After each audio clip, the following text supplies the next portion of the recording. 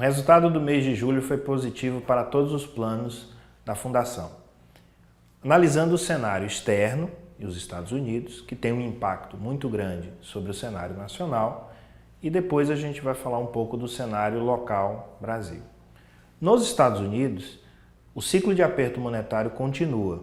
O Banco Central americano continua subindo os juros, mas alguns sinais do crescimento econômico americano já começam a se reduzir, mostrando que talvez o Banco Central americano não precise subir tanto a taxa de juros, o que deve ser benéfico para os ativos de risco. Olhando para o cenário brasileiro, o Banco Central do Brasil também continua apertando os juros, subindo a taxa de juros, mas já começamos a ter alguns efeitos sobre a inflação, muito fruto das políticas legislativas, ou seja, o impacto dos impostos sobre energia, telecomunicações e combustível, fez com que a inflação mais recente caísse no Brasil.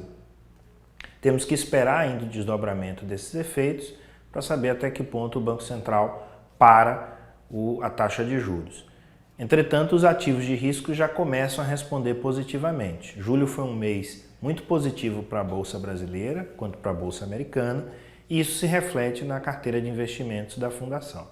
Por outro lado, os títulos de renda fixa, títulos públicos que temos na carteira, ainda sofrem os efeitos da elevação das taxas de juros. A nossa expectativa para o próximo mês é de um cenário positivo, pois a trajetória de taxa de juros chega no fim no Brasil e pode se encerrar nos Estados Unidos, o que deve ser benéfico para os nossos ativos. Entretanto, alguns riscos estão no radar.